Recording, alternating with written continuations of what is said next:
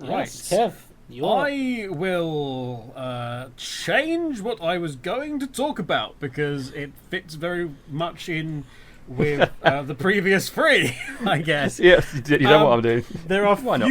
there are a few games, and you guys know. I mean, you yourself, Shadow Fox, said about how you'll take Fallout and it'll be a game you go to just disappear for a while. There's games that I think we all get out once a year, pretty much without fail.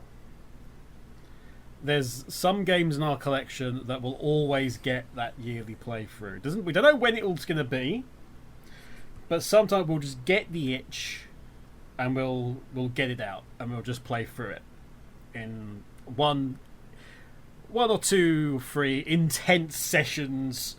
That I'm just going to go back into this for a little bit, and then whoops, I seem to be most of the way through the story now because I haven't put the controller down, and oh god. Might as well finish it. Might as well.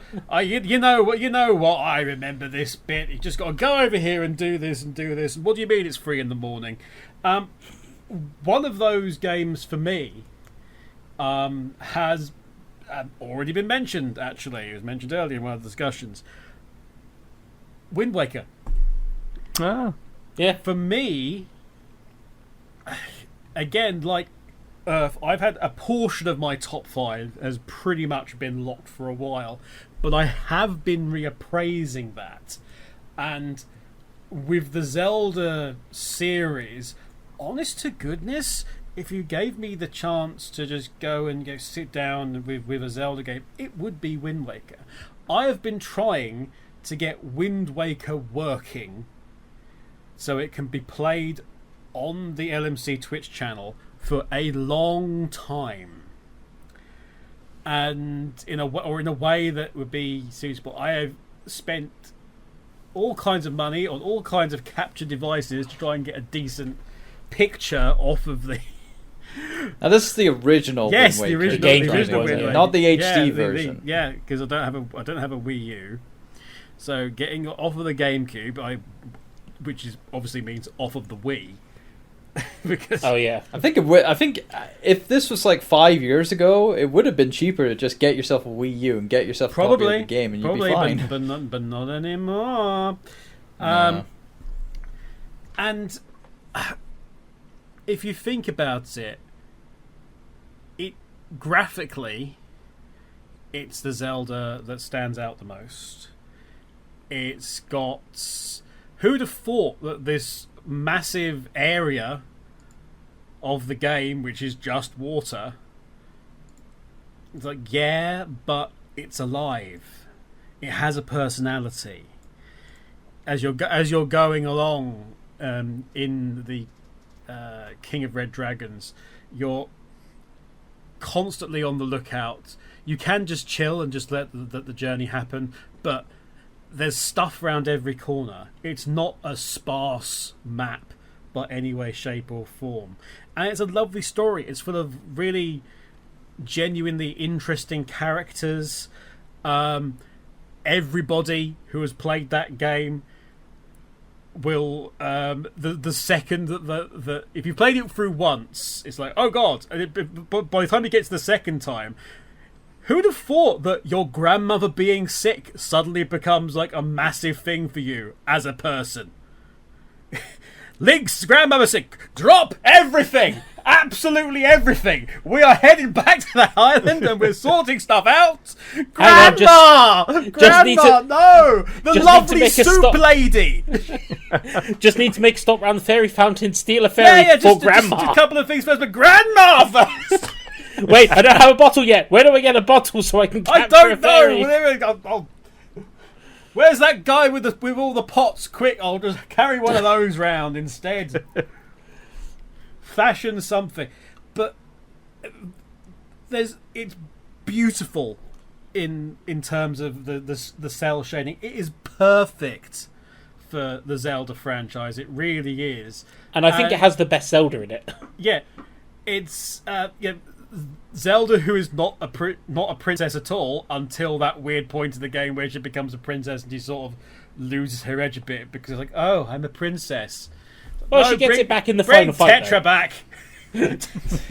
Bring- Well, Tetra hasn't left. I mean, know, what but was you it? sort of expect it to just go, oh yes, look at this, then like rip the bottom of the dress off and go, yes, and now I'm going into battle with you. In fact, I'm leading the way. How about you give me Actually, the you sword? say that. I've seen fans interpret that. Yeah, you can in, just in see other forms of media. You can definitely see that, but I don't think it's that much of a surprise actually that Breath of the Wild's look, in terms of its graphics, is a tiddly bit towards that shading aspect.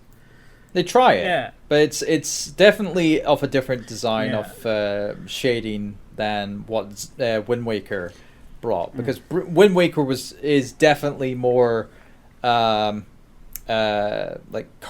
cartoony in style with its design. But it works so well, and it's but honest, it does. still holds Yes. up. It has enemies, it has held up a lot better now in several years, and I'll agree with this. Even though I love Ocarina of Time, like in terms of design wise, and it's like the angles of characters in Ocarina of Time doesn't hold up to the nicely shaded and drawn kind of like art style that Wind Waker brought. But that wasn't And- that wasn't everything that Wind Waker brought in. It brought in so much personality. The enemies, you jab them in the arse and they'll be like, "Oh, good job!" And they'll run around and say, "Oh God, the things are on fire!" And what's that? What's that? It's so much animation. It's much more cartoony, yes, but there's just everything's got so much personality in it. And Wind Waker was the next one that really built on the idea of the tropes that had been previously established, then clarified and expanded in Ocarina of Time. Wind Waker was the one that really started to look at the Trinity and the fact that there's this cycle and the fact that it keeps happening. And it was the first one to really go, and isn't that a tragedy? Yeah, Ganondorf is oddly enough portrayed not as this. He is a villain, but there is a sympathetic angle to him. Yeah, but we spend time with Ganondorf, a small amount of time, admittedly, but we get some much needed backstory for Ganondorf. Like, why is this happening in the first place? Why was he after Hyrule? And as you say, we get a very sympathetic angle from him as he explains, why he did this. But he's not surprised. Ganondorf is actively searching, remember, for people with the pointy ears, with the heritage, because he's looking for a Link and he's looking for a Zelda. He knows they're out there somewhere. More specifically, he wants Zelda, because the Triforce is more powerful with her in his mind. But it's the first one that really sort of goes, okay, well, yes, there is this cycle, but also they're trapped in the cycle. They're doomed to be a part of this, whether they want to or not. They can't live their own lives, and it's that which is, in a way, Tetra's villain, because she's out doing her own life, and then there's this destiny, this life which has been chosen for her, which is just out there stalking her, basically.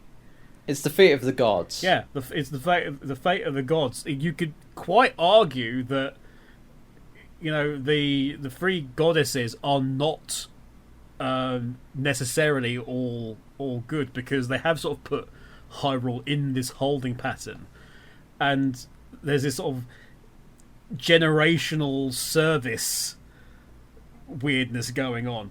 But there's some great characters in there. There's all sorts of moments. The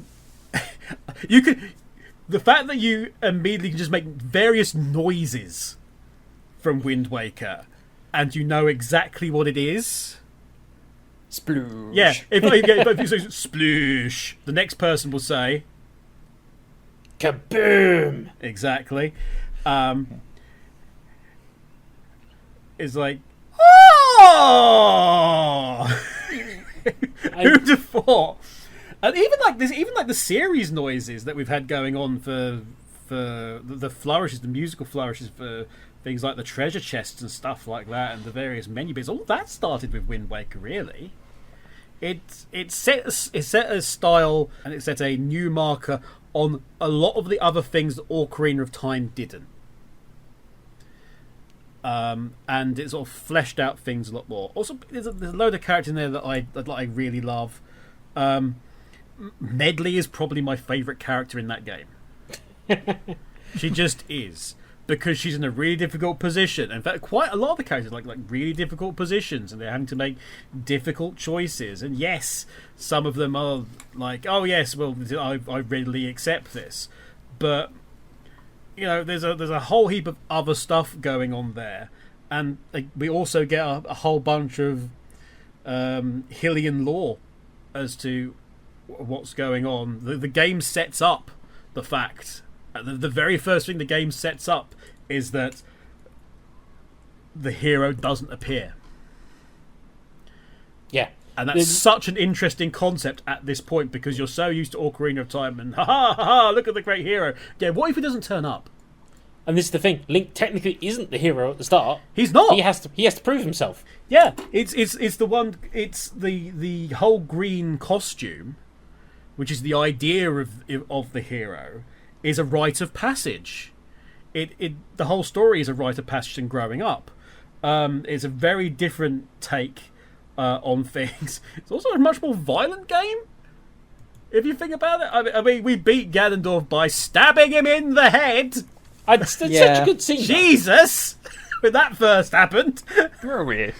Well, what happened to the kid-friendly stuff? The small child has just stabbed him in the head, and we've that visual as well of Ganondorf with like the forehead wound has persisted too since Wind Waker in some form or another. Even to Tears of the Kingdom, there's been a thing there of something. Spoilers.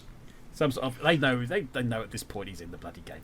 Hey, you never know. Some people are still going through half of the blooming side quests and whatnot, and still haven't finished the main story. Right. This episode doesn't come out for like another month or two. If you haven't played Final Fantasy VII, I've got some news for you.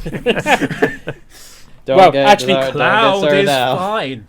You say that, they might be changing it for the remake. So Indeed. Never know. Who knows what they do with that? Who knows? But anyway, honest to goodness, music, atmosphere, characters, graphics, all of that. It's beautiful. I want to play it again soon. And I think my favourite song is Dragon Roost Island. Yes, me too. Dragon Roost Island. It's amazing. It's beautiful. If you've heard an orchestra play it, ooh. I've heard a one-man band play every single part himself, which is a really good rendition. But yeah, I would love to see a concert. Yeah. Not at the same time. He recorded each instrument separately, but he did everything on his own.